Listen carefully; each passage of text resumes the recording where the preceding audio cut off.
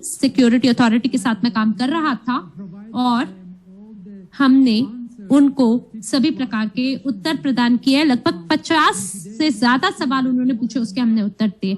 और आज हम देख पा रहे हैं कि ज्यादातर जो सरकारी आधिकारिक लोग हैं वो हामी भरते हैं कि अच्छा ब्लॉकचेन यहाँ आ गई है और ये जो प्रौद्योगिकी है ये उस तरीके से काम नहीं कर रही है, अच्छा ठीक है, तो फिर हमें इसको सही से ढांचे में उतारने की जरूरत है, इस तरीके से रूपरेखा देने की जरूरत है कि ये सही लगे। और इसी वजह से जो सुरक्षा टोकन है ये एक ऐसा आर्टिकल है, विज्ञापन था जहां पर किसी ने एसटीओ मार्केट ऑफिशियल रिसोर्सेस में मैंने इसके बारे में पढ़ा, जहां उन्होंने ये लिखा कि जो एसटीओ पिछले वर्ष था वो लगभग $1 बिलियन था और इस वर्ष में, कृपया करके मुझे सही करिएगा अगर ये संख्या बदल गई है, पर मैंने ये पढ़ा था कि ये $15 बिलियन पे पहुंच गई है।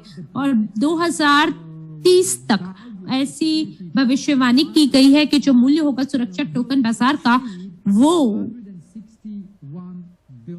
$161 ट्रिलियन से भी ऊपर पहुंच जाएगा। इसका मतलब जीन जो आप कर रहे हैं, सलाम मैं आपको देना चाहूंगा उसके बदले में, क्योंकि वाकई में ये वो रास्ता है जो सफलता सुनिश्चित करती है, जो भविष्य में सभी प्रकार के लाभ प्रदान करती है। वो सभी चीजें जो भी आप सुरक्षा के अंतर्गत कर रहे हैं काबिले तारीफ है। और वहीं मैं अपने दूसरे सवाल की ओर बढ़ता हूं जो कि ज्यादातर पूछा जा रहा है हमारे समुदाय में, सो ये है कि सुरक्षा टोकन कहाँ पे सूचीबद्ध होगा। मुझे पता है आपने पहले उत्तर दे दिया, लेकिन अगर आप दोबारा दोहरा दे तो बेहतर होगा। जीन कह रहे हैं ये सूचीबद्ध किया जाएगा, ये निर्णय कंपनी का होगा कि कहाँ इसको सूचीबद्ध किया जाए, लेकिन जो भी रोड मैप के अंदर है जिसकी हमने रूपरेखा बनाई है उसके अनुसार DS स्वैप डिसेंट्रलाइज्ड एक्सचेंज पर इसको सूचीबद्ध किया जाएगा, क्योंकि इसी से यह अनुपालित होता है। ये सभी नियम और कानूनों को साथ लेके चलता है, जिसके बारे में मैं आपसे थोड़ी देर पहले चर्चा कर रहा था। इसके लिए हमें अतिरिक्त रूप से विकास का निर्माण करना है, और अगर ऐसा निर्माण होता है विकास का तो वो सरलता से लागू किया जा सकता है प्राइमरी से सेकेंडरी प्लेटफॉर्म पर।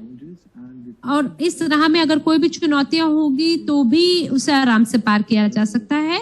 और जो धन को लेके भी देखा जाए तो वो सरल रहता है, क्योंकि आपको कमीशन फी नहीं होता है, लिस्टिंग फी नहीं होती है, और जो बड़े बड़े लोग हैं जो आपसे शुल्क लेते हैं वो सब वहां नहीं होगा। ये पूर्ण रूप से अनुपालित होगा, 24 घंटे 7 दिन आपके फोन के माध्यम से आपके लिए उपलब्ध होगा। धन्यवाद है आपका चीन।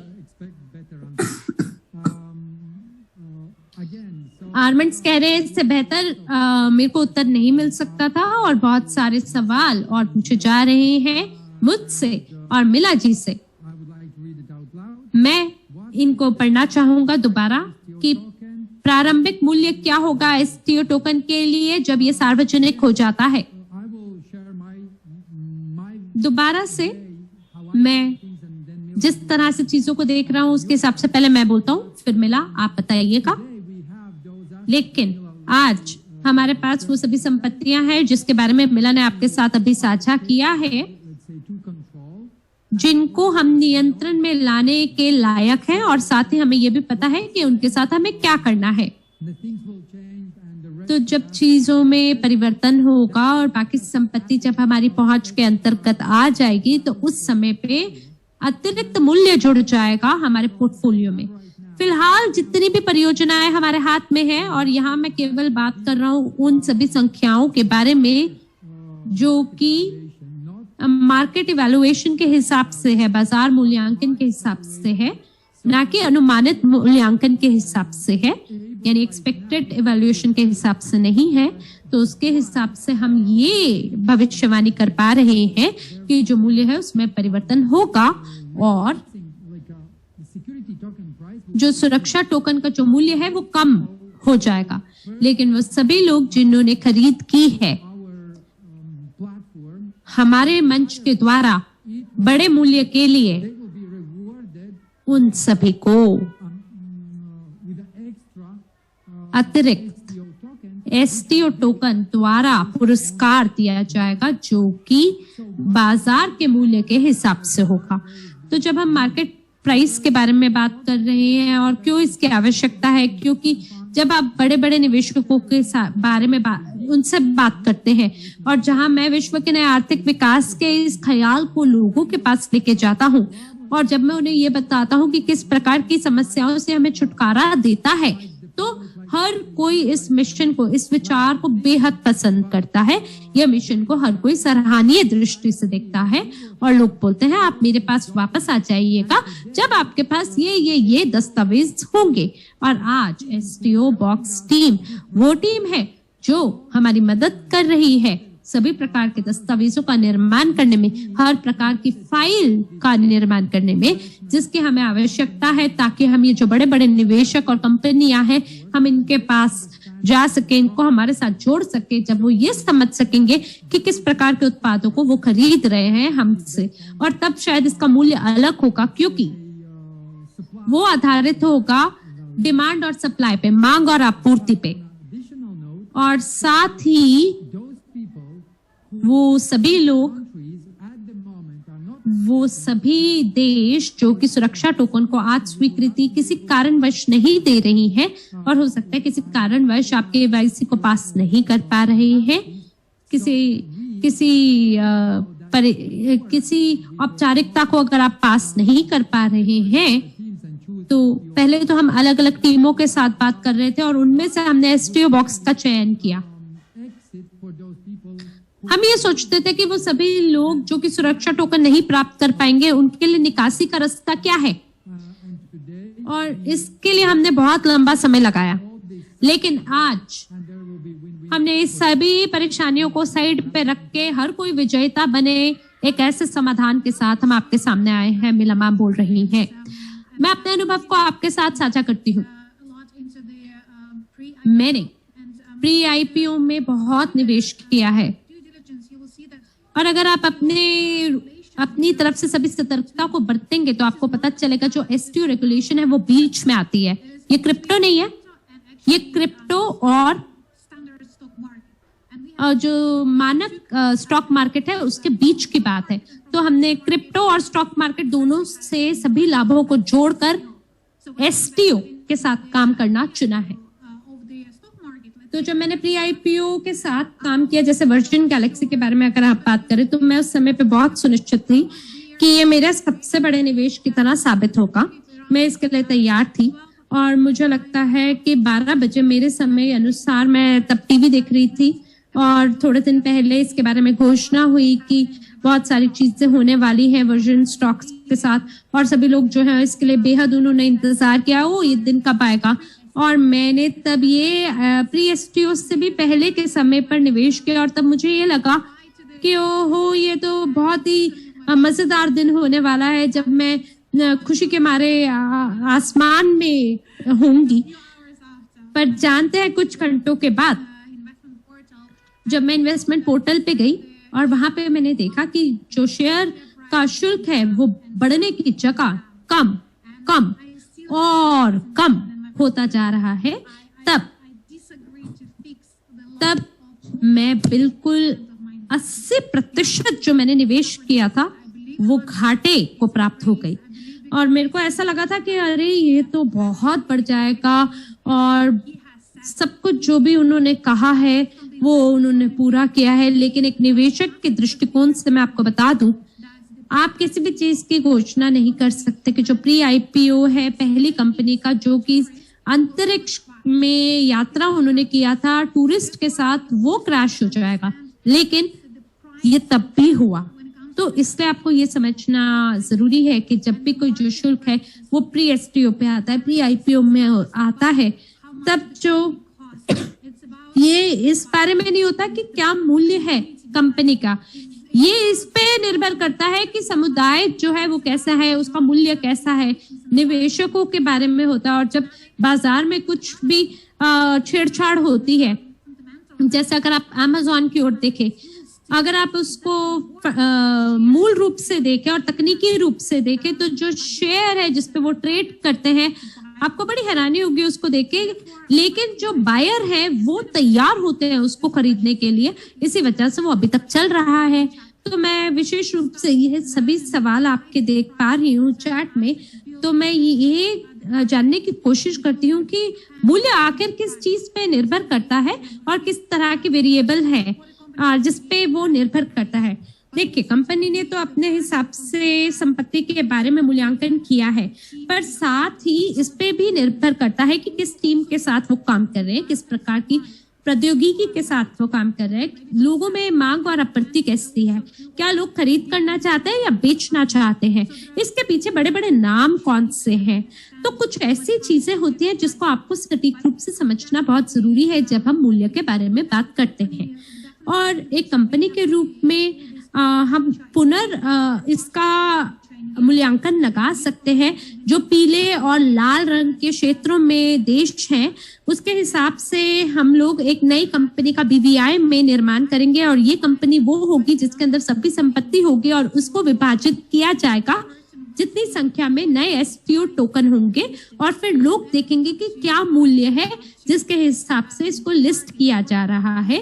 और फिर हमारे ऊपर निर्भर करता है कि दुनिया के ऊपर, अर्थव्यवस्था के ऊपर, कि इस टोकन के साथ आगे भविष्य में क्या होगा, क्योंकि कुछ ऐसे भी हाथ है जो बाजार में छेड़छाड़ कर सकते हैं, मैनिपुलेट कर सकते हैं। और एंड्रे का विजन हमेशा से ऐसे था कि अगर हमारे पास लाखों लाखों लोग हो दुनिया भर में, और अगर वो लाखों लोग तैयार नहीं है बेचने के लिए $3 से नीचे, तो फिर मूल्य कितना होगा? $3 ही तो होगा। और अगर मिलियन और मिलियन के जो लोग हैं वो सेंट पे बेचने को तैयार हो जाएंगे, तो 2 सेंट से नीचे का मूल्य होगा। तो बिल्कुल ये जिम्मेदारी हमारी पूरी समुदाय की है कि हम किस तरीके से मूल्य को संगठित करके आगे बढ़ते हैं। धन्यवाद है आपका मिला। आर्मेंट्स बोल रहे हैं कि आप कुछ कहना चाहते हैं? जी,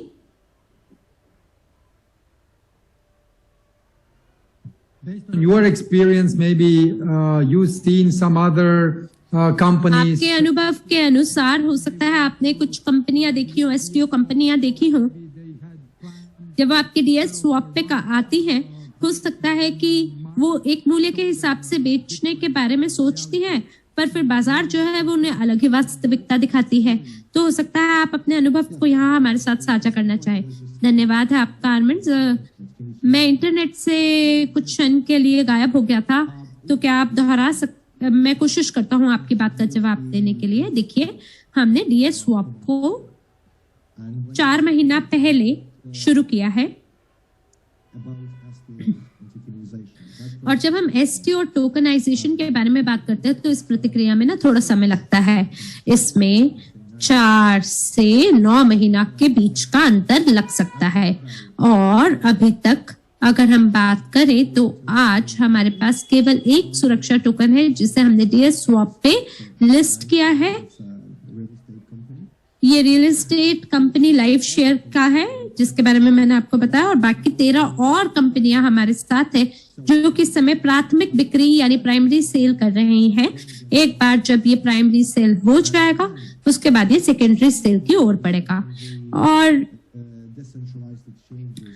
आपने ज्यादा सेकेंडरी डिसेंट्रलाइज्ड एक्सचेंज नहीं देखा होगा सुरक्षा टोकन के लिए, क्योंकि ये एकदम शुरुआती समय में है। हम शुरुआती समय में कदम रख रहे हैं और इस समय के हम दिक्कत हैं, क्योंकि ये केवल व्यवसाय के बारे में नहीं है बल्कि व्यावसायिक, कानूनी और प्रौद्योगिकी तीनों पहलुओं को इकट्ठे जोड़ के काम कर रहा है, ताकि जो आपका निवेशक है वो सरलता से इन सभी सिक्योरिटी को खरीदे और बेचे, और उसे कहीं पे उड़ने की जरूरत नहीं है, उसको कहीं पे भी दस्तावेजों को हस्ताक्षर करने की जरूरत नहीं है। जितना आलसी वो निवेशक हो सकता है उतना आलसी वो रह सकता है। धन्यवाद है आपका। आर्मेंट्स बोल रहे हैं, मुझे ना बाकी भी स्थितियां यहाँ पे पता है, जैसे यहाँ दुबई में बहुत सारी ऐसी कंपनियां हैं जो कि एसटीओ के साथ आगे बढ़ना चाहते हैं। उन्होंने कई राउंड्स को पूरा किया, उन्होंने फंड्स को रेज किया, लेकिन दुर्भाग्य से बीच में कुछ चीजें गड़बड़ा गई और इसकी वजह से वो उस समय अनुसार अपनी योजना को पूरा नहीं कर पाए, जिसका मतलब सुरक्षा token at the seed phase. वो ना इस समय बिल्कुल प्रारंभिक समय पे है। शायद 1 वर्ष के अंतर्गत मुझे लगता है ज्यादा से ज्यादा देश हमारे साथ जुड़ जाएंगे, जो इस दिशा में जुड़ जाएंगे। मैंने देखा है हाल ही में सऊदी अरेबिया ने सिक्योरिटी टोकन मॉडल को स्वीकृति प्रदान की है, लेकिन इसको स्वीकृति देना, MOU पे हस्ताक्षर करना, इसका ये जरूरी मतलब नहीं है कि वो उसको लॉन्च करने को, उसका उद्घाटन करने को तैयार है। मैं यहाँ पे लोगों के साथ बात कर रहा हूँ, सरकारी संगठनों के साथ बात कर रहा हूँ, और जब वो सुरक्षा टोकन के बारे में मीडिया के साथ बात करते हैं तो ऐसे करते हैं कि ये तो योजना है हमारी, हम यहाँ पे लक्षित होकर काम कर रहे हैं, हम यहाँ पे एक ढांचे का निर्माण करना चाहते हैं, लेकिन इसका ये मतलब नहीं है कि वो इसी समय तुरंत इसका उद्घाटन करने को तैयार है। और इसी वजह से येलाना ने बिल्कुल सही आभास किया है कि हम जो कर रहे हैं वो क्यों कर रहे हैं, ताकि हम वो पहले दिग्गजों में से एक हो जो इस बाजार में प्रवेश कर रहे हैं। और यहाँ पर एक और सवाल जो आप लोग पूछते हैं, और मैं और मिला बिल्कुल इस सवाल का भी उत्तर देने को तैयार है, जो कि शायद सुविधाजनक हमारे लिए नहीं है, लेकिन चलिए मिलके करते हैं। पहले लाभांश कब देने वाले हैं आप? पहले लाभांश का भुगतान कब होगा? ये उन लोगों द्वारा पूछा हुआ सवाल है जो कि पूरे तरीके से नहीं समझ पाते हैं कि लाभांश आते कहां से हैं, लाभांश कहां से प्रदान किए जाते हैं और कैसे लाभांश प्रदान किए जाते हैं। तो आज इस सत्र में मैं आपसे मिला और जीन आपसे पूछना चाहूंगा आपके अनुभव अनुसार, और मेरे अनुभव तो ये है कि मैं 2015 से एक मंच यूके में है उसके साथ जुड़ा हुआ हूं, जो कि क्राउड फंडिंग मंच से वास्तविक व्यवसायों के अंदर निवेश करते हैं। तो उस कंपनी में मेरे शेयर हैं, मेरे पास न्यूज़लेटर है। 2015 से इस सभी जो कंपनी है उन्होंने मुझे 1 रुपया भी नहीं दिया।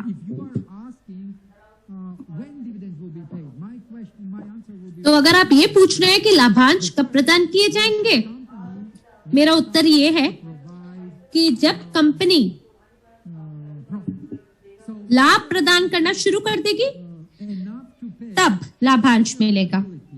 वो इतने हमारे पास लाभ आ जाए जिससे हम सभी जो देनदारियां हैं, जितने भी हमारे देनदारियां हैं उनको पार कर ले, जो भी टैक्स है उसका भुगतान कर ले, और फिर जो लाभ हमारे पास बचेगा उसके बाद हम वोटिंग करेंगे आप सभी लोगों के साथ जिनके पास सुरक्षा टोकन होंगे, और हमारे समुदाय के साथ हम वोट करेंगे, ये पूछेंगे कि क्या हम इतने छोटी संख्या के लाभांश को प्रदान अब भी कर दें क्योंकि हमें बस बॉक्स पे टिक करना है, या हम इस धन का पुनर्निवेश करें और इस बाजार में पहले दिग्गज बनने के लिए कदम बढ़ाएं।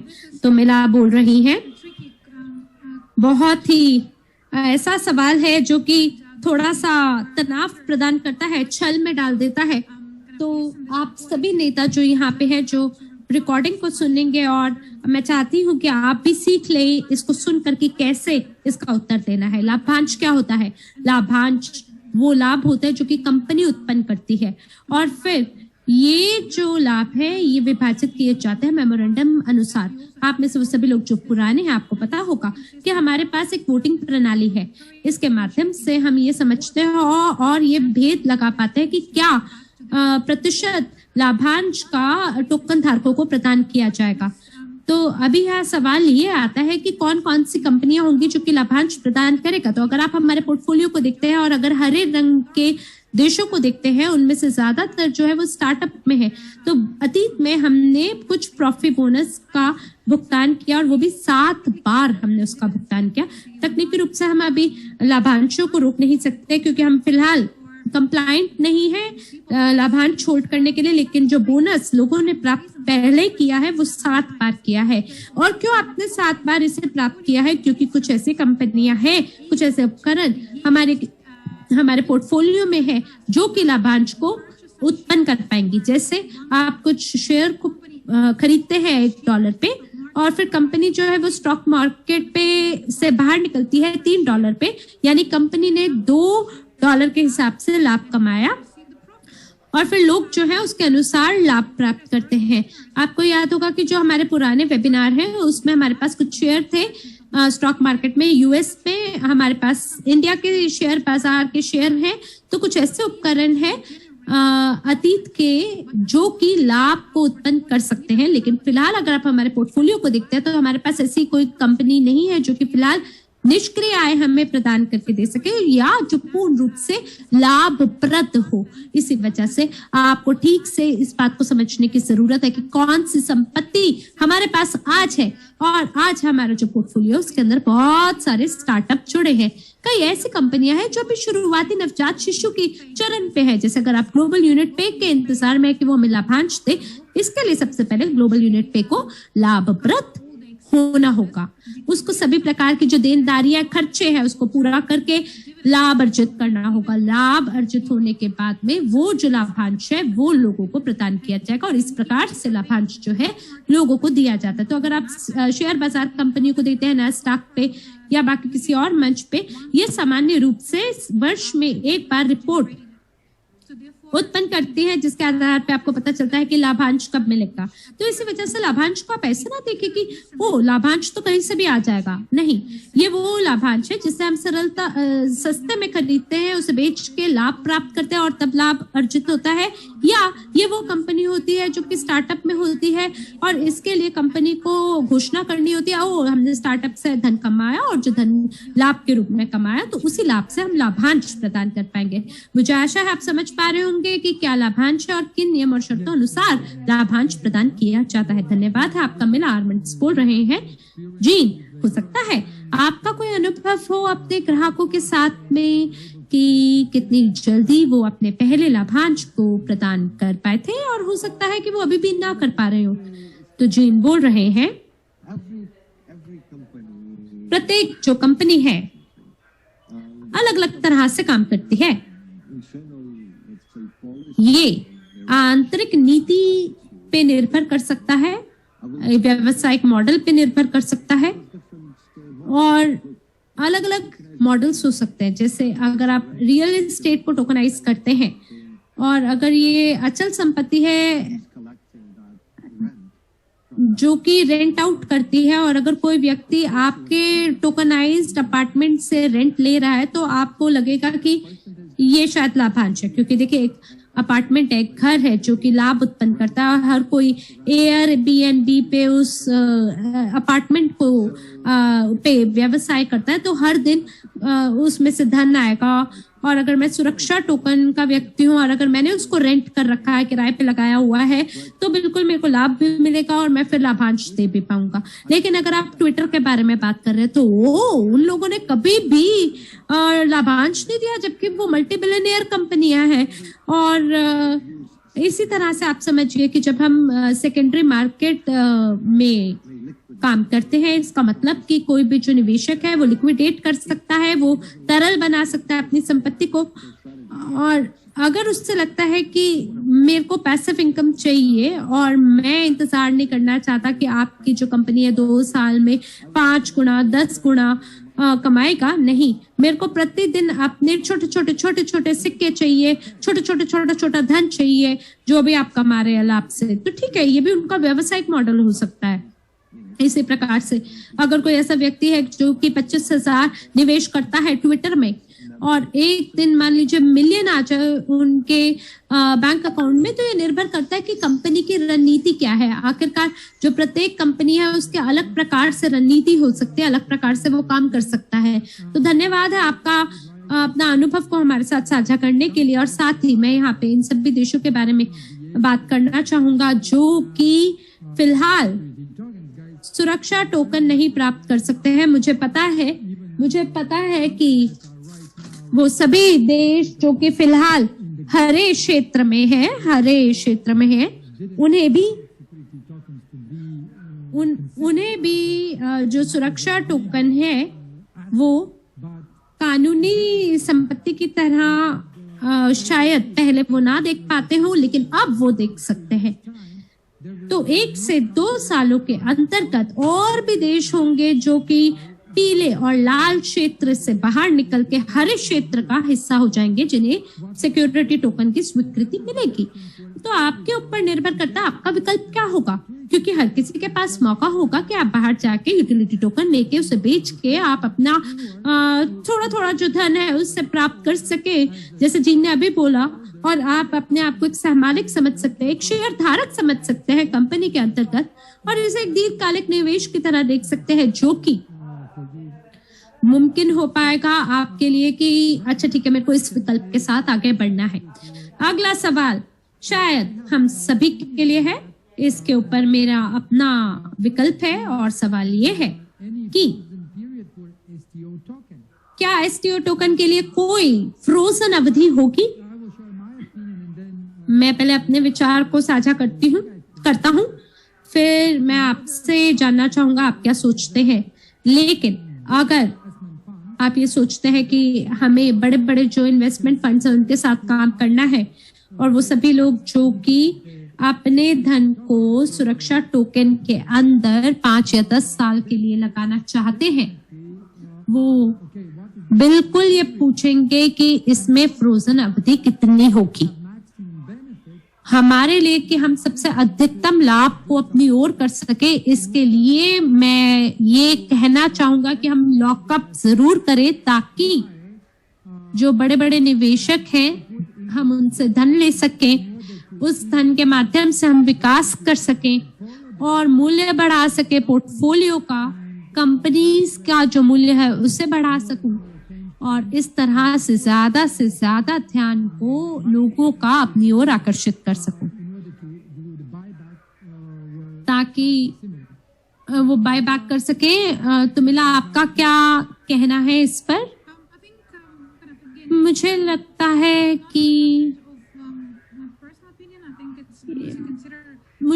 कि व्यक्तिगत रूप से मुझे इस पे नहीं कहना चाहिए, मुझे लगता है मिलकर चर्चा करनी चाहिए कि कंपनी के लिए अच्छा क्या है।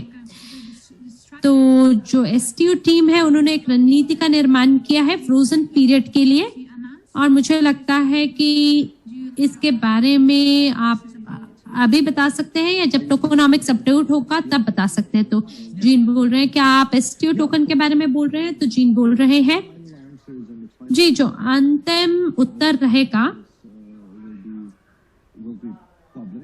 उसके बारे में प्रकाशित किया जाएगा, लेकिन जो सामान्य रूप से अगर देखूं तो मैं ये कहूंगा कि जो निवेशक हैं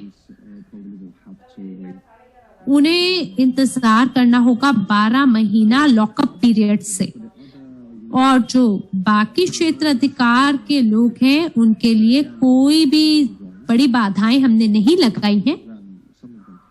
मेरे ख्याल से कुछ में आधा समय का भी अवधि लॉकअप में लगाया जाएगा, फ्रोजन पीरियड लगाया जाएगा, लेकिन मेरे दृष्टिकोण से तो कोई भी फ्रोजन पीरियड नहीं होना चाहिए। लेकिन कुछ ऐसे भी नियम और कानून होते हैं, विनिमय चीजें होती हैं जिसके हिसाब से लॉकिंग पीरियड निर्धारित होता है और उसको लॉकअप करना चाहिए। धन्यवाद है आपका। आर्गुमेंट्स बोलते हैं और कह रहे हैं अगला सवाल मेरा सबसे पसंदीदा सवाल है, क्योंकि हाल ही में मेरी बैठक हुई है एक निवेशक फंड के साथ। अगर आप मेरे ट्विटर का अनुसरण करते हैं तो जरूर आपको इसके बारे में थोड़ा संकेत होगा कि उस फंड का नाम क्या है। सवाल, क्या बड़े बड़े जो निवेशक हैं वो सुरक्षा टोकन खरीद सकते हैं? क्या बड़े बड़े निवेशक सुरक्षा टोकन खरीद सकते हैं?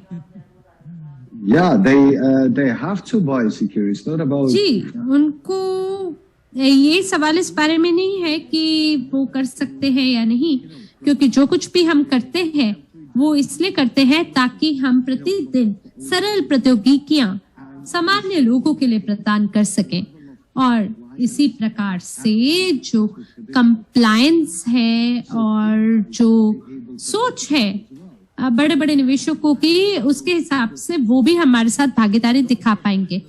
तो जो पेशेवर लोग नहीं है, जिन्हें बिल्कुल नहीं पता चीजें कैसे काम करती हैं, उनके लिए आप लोग हैं। आपको पता है कि आप किस तरह से वो प्रदान कर सकते हैं जो हम कर रहे हैं। पर इसी तरह से बड़े बड़े लोग भी हैं जो कि वित्तीय दस्तावेजों को टटोलते हुए आगे बढ़ रहे हैं और सोच रहे हैं कि कैसे सुरक्षा टोकन को फिट करना है, ये दुनिया के दोनों भागों से। Yes, thanks. Mila, do you want to add anything? तो मिला मैम इस पे कह रही हैं, मुझे लगता है कि आपकी बात लगभग स्पष्ट है और मुझे लगता है कि बड़े निवेशकों को जरूर खरीद करना चाहिए, क्योंकि जो पूरा आंदोलन है ये इसलिए शुरू किया गया है ताकि दुनिया के हर कोने से लोग उसका आनंद उठा सके जो आपको प्रारंभिक स्थिति में प्राप्त हो रहा है और आप शुरुआती समय से निवेश कर सके। आप वो सभी लोग जो हमारे साथ पहले से हैं, शुरुआती समय से हैं, आपको याद होगा एक वेबिनार में हमने सही से ये समझाया था कि जो प्रत्येक संस्था के निवेशक होते हैं उन्हें अलग अलग समूहों में विभाजित किया जा सकता है। तो जो वेंचर फंड्स वाले हैं वो जो पूर्व समय में होते हैं वो उसके अंदर निवेश नहीं करते, उनकी रणनीति ऐसी ही होती है। और जो बड़े बड़े निवेशक होते हैं वो हमेशा ये पूछते हैं, क्योंकि उनको अतिरिक्त दस्तावेज चाहिए होते हैं, वो जोखिम के साथ काम नहीं करते, उनको बड़े बड़े प्रमाण चाहिए होते हैं कि वो अपने धन को किसी कंपनी में लगा सके, क्योंकि जितने भी शेयर धारक हैं उनसे उनको धन चाहिए होता है। पर हमारी स्थिति में हम वो लोग हैं जो हमारे पे कोई भी जिम्मेदार नहीं है, हम खुद पे जिम्मेदार हैं। अगर कुछ भी मैं बिटकॉइन के अंदर लगाती हूँ, अगर कुछ गलत हो जाता है तो ये मेरी जिम्मेदारी है, मेरी वजह से नुकसान हुआ, इसमें हम किसी और को कुछ नहीं बोल सकते।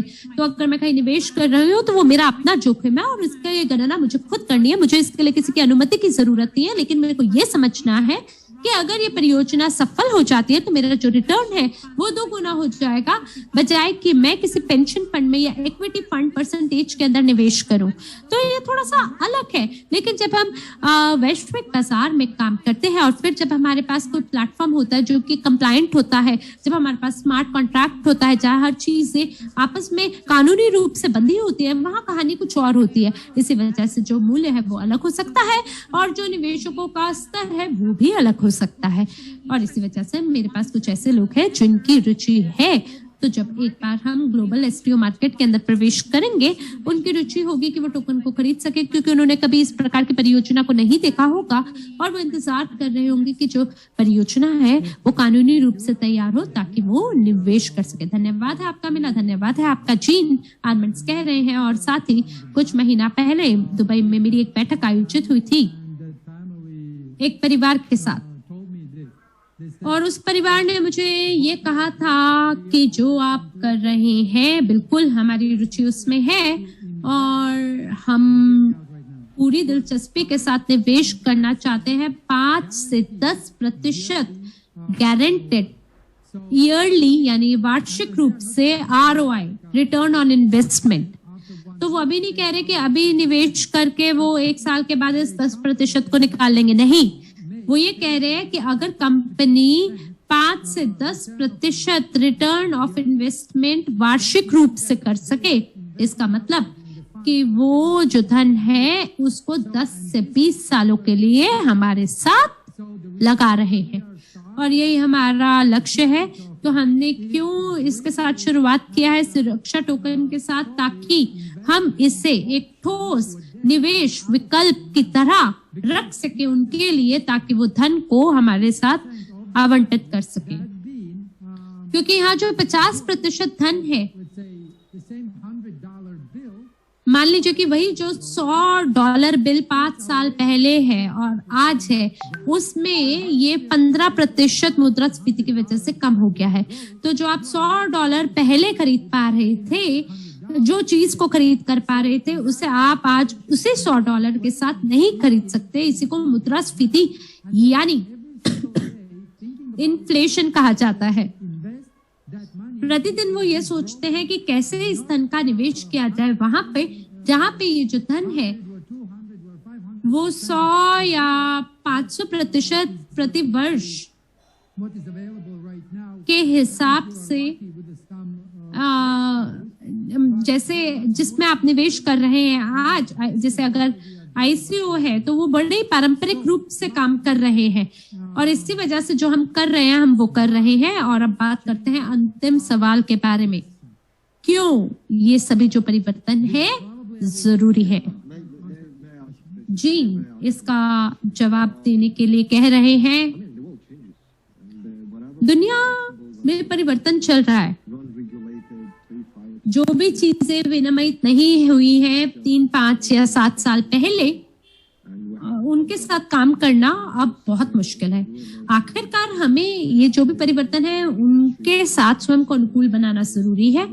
हम लोग डिसेंट्रलाइज्ड फाइनेंस के उद्योग में हैं, हम लोग ब्लॉकचेन अडॉप्शन के युग में हैं और बहुत शीघ्र ऐसे परिवर्तनकारी बिंदु आएंगे जहां पर ये सभी जो परिवर्तन है ये अनिवार्य होंगे। आपको इसका पालन करना ही होगा। तो यहाँ पे हम केवल उसी को बदल पाएंगे जिसे हम बदल सकते हैं, या हम उन परिवर्तनों के लिए स्वयं को अनुकूल बना पाएंगे। तो अब आपके सवाल का उत्तर देते हुए इन सभी एक्सचेंजेस के लिए वो ये है कि ये जो क्रमिक उन्नति है, एवोल्यूशन है, वो होता रहेगा। इसकी वजह से ये जो परिवर्तन है वो तो होके ही रहेगा और इसी वजह से ये बहुत जरूरी है। धन्यवाद। जीन आपका मिला, आप क्या कहेंगी? मैं बस यही कहूंगी कि जैसे कि जीन ने कहा कि परिवर्तन तो संसार का नियम है। लेस ब्राउन जी ने कहा था अगर हम विकास नहीं कर रहे तो हम मर रहे हैं। और यही व्यवसाय के बारे में भी बात है। अगर व्यवसाय विकास नहीं कर रहा, अपने नए लक्ष्य, अपने नए चुनौतियों की ओर नहीं बढ़ा, तो इसका मतलब वो खत्म हो जाएगा। मुझे बेहद खुशी है कि हम लोग विकास कर रहे हैं, हम लोग परिवर्तित हो रहे हैं और जब भी परिवर्तन अच्छे के लिए होता है तो यकीन माने ये सबसे बढ़िया परिवर्तन होते हैं। लेकिन नकारात्मक परिवर्तन वो होते हैं जहाँ पे व्यवसाय बंद हो जाते हैं और जो परिवर्तन हो रहा है वो इसलिए हो रहा है क्योंकि ये सबसे बढ़िया परिवर्तन है और इनका उत्सव मनाना जरूरी है। तो जीन बोल रहे हैं कि जो प्रौद्योगिकी का व्यवसाय होता है वो ये कहता है कि केवल एक ही चीज है जो स्थिर रहती है और वो स्थिरता भी परिवर्तन है। परिवर्तन होना ही केवल स्थिरता दर्शाता है आज की दुनिया में। और इसी की वजह से इसके साथ आपको समझ में आएगा कि मैं क्या कहना चाहता हूँ। धन्यवाद है। आर्मेंट्स बोल रहे अपनी ओर से मैं बात को समाप्त करते हुए ये कहना चाहूंगा, मुझे लगता है कि आज आपको ज्यादातर सवालों का उत्तर प्राप्त हो गया होगा। यकीनन आपके और भी सवाल होंगे जो इस समय आपके मस्तिष्क में आ रहे होंगे, लेकिन मेरी ओर से ठोस सुझाव ये है कि बहुत सारे वेबिनारों का हम आयोजन करेंगे जो कि लोकल रूप से होगा। फिर इसका भी आयोजन टॉप लीडरों द्वारा होगा। कृपया उसमें शामिल हो। इस समय ये हमारे बारे में नहीं है, कंपनी के बारे में नहीं है कि कंपनी क्या कर रही है। आप देख सकते हैं कंपनी जो है भागीदारी दिखा रही है उन सभी लोगों के साथ जिनके पास अनुभव है उसमें जो वो कहते हैं। पर हम एक कंपनी के रूप में ये जानते हैं कि किस प्रकार से इन सबको मुमकिन बनाना है। फिलहाल ये आपके बारे में है कि कितना आप जानना चाहते हैं कि क्या हो रहा है आपकी संपत्ति के साथ, क्या चल रहा है आपकी संपत्ति के साथ ही नहीं बल्कि आपकी जो डाउनलाइन है उसकी संपत्ति के साथ क्या हो रहा है। तो इसी वजह से आप जरूर उनके साथ संपर्क बनाएं, उनके साथ जानकारी को साझा करें, उनको ये वेबिनार दिखाएं इससे पहले कि आप किसी और कॉन्फ्रेंस या वेबिनार का हिस्सा हो जो आपके देश में आयोजित हो, जिसको टॉप लीडर काउंसिल द्वारा आयोजित किया जाए। ज्यादा से ज्यादा विस्तृत जानकारी जो है उसके लिए आधिकारिक वेब पेजेस को जरूर देखें, आधिकारिक टेलीग्राम चैनलों पे जरूर सदस्यता लें और बैक ऑफिस को भी लगातार देखें, ईमेल को भी लगातार देखें। सभी प्रकार की जानकारी उसी पे दी जाती है, जरूर उसको पढ़ें। किसी को भी ना बताने दे कि आपको क्या करना है, आपका निर्णय क्या होना चाहिए। धन्यवाद है आपका जी।